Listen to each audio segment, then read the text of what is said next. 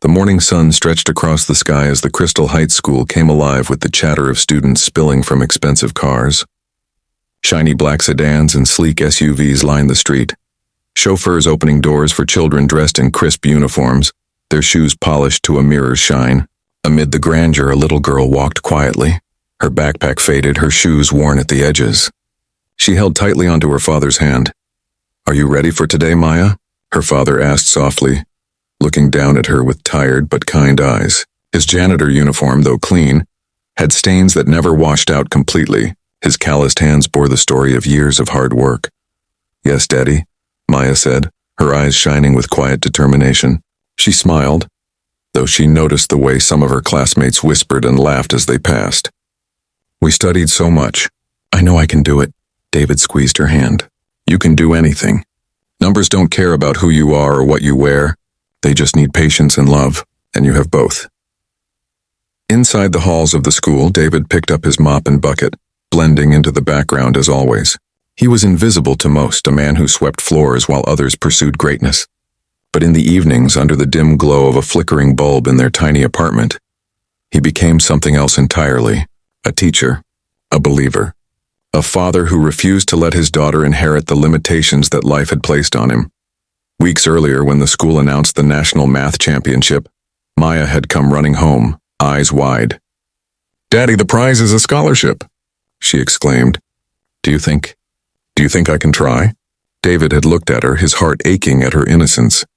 The competition was brutal, with children from wealthy families who had tutors, resources, and everything she didn't. But he saw the spark in her eyes, the same spark that had carried him through years of hardship. "You'll try," he told her firmly, "and you'll shine." So every night, after mopping endless corridors and cleaning bathrooms, David sat with Maya, scribbling formulas on cardboard scraps. Sometimes his back ached so badly he could barely sit. Sometimes his eyes burned from exhaustion. But he never stopped. Maya learned fast, absorbing each lesson like it was magic. "Daddy, how do you know all this?" she once asked. David smiled faintly. "I always loved numbers. They kept me company when no one else did. I didn't get to study much, but I learned enough to share with you." And now here they were, the day of the competition. The school auditorium was filled with banners and flowers, rows of chairs occupied by well-dressed parents, their children sitting at desks arranged in neat rows. At the front, a tall man in a sharp navy suit observed everything. The sponsor of the event, Richard Hale, CEO of Hale Technologies. His eyes were cold, calculating, scanning the crowd as if searching for potential brilliance to claim. David slipped in quietly, standing at the very back, his mop leaning against the wall. He wasn't meant to be here, not really, but he couldn't bear to be anywhere else. The principal welcomed everyone, and soon the test papers were handed out. Maya sat at her desk, her heart pounding. She looked once toward the back, and when her father gave her a small nod, calmness washed over her. She picked up her pencil and began. The first questions were simple. Too simple. She solved them quickly, her pencil gliding smoothly. Around her, some children sighed, already stuck. Maya pressed on, whispering under her breath the way her father taught her. "Break the problem down. Every puzzle has a key." The problems grew harder. Frowns appeared on the faces of her classmates. Some chewed on their pencils. Others scribbled nonsense in desperation. Maya's breathing stayed steady. She remembered her father's voice. "Patience. Don't fear the numbers. They're your friends." Then came the final question, the one designed to separate the extraordinary from the merely gifted. A formula complex enough to scare even the brightest. Some students dropped their pencils in defeat. The hall filled with restless murmurs, but Maya's eyes lit up. She had seen something like this before, not in a classroom, but on the scrap cardboard her father had used to teach her late one night. She began to write line after line, her hands moving confidently. Around her, others glanced in disbelief. Minutes later, she set her pencil down, her face calm. She looked toward the back again. David stood frozen, his chest tight with pride. When the time ended, the principal collected the papers, disappearing backstage with a group of teachers and Richard Hale himself. The waiting was torture. Parents whispered. Some children cried softly. Maya sat straight, her small hands folded in her lap. Finally, the principal returned, his face pale with shock. He tapped the microphone. "Ladies and gentlemen, the results are in."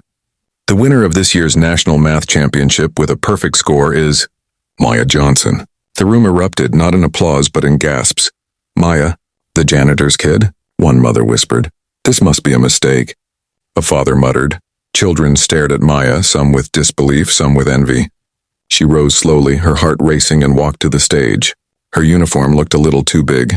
Her shoes scuffed, but her head was held high. Richard Hale narrowed his eyes, intrigued. He took the microphone. Maya, he said, his deep voice resonating through the hall. Your solution to the final formula was extraordinary. May I ask, who taught you this? The silence in the hall was suffocating. Parents leaned forward, expecting to hear the name of a private tutor or perhaps some hidden genius professor. Maya looked at the crowd, then turned her gaze toward the back of the auditorium. A small smile tugged at her lips. My dad. The word cut through the air like a bell. Every head turned. And there he was. David in his janitor's uniform, still holding the handle of his mop, his eyes wide as if he wished the ground would swallow him whole. He wasn't used to being seen. Not like this, Richard blinked, stunned. Your father taught you this? Yes, Maya said proudly. Her small voice rang clear. He taught me everything. Every night. On cardboard and chalk because we couldn't afford books. He's the smartest man I know. The hall went silent. David felt his face burn. Whispers began, sharp and cruel. A janitor. Impossible. This is outrageous. Probably a trick. But Maya's words hung in the air, unshakable. Richard's gaze moved from her to David, searching, calculating again, but now with a trace of respect. Slowly, David began to walk forward, his footsteps echoing, each one heavier than the last. He kept his eyes down, but Maya reached out her hand toward him, urging him closer. Richard held out the test paper, his voice steady but curious. Mr. Johnson, is it true?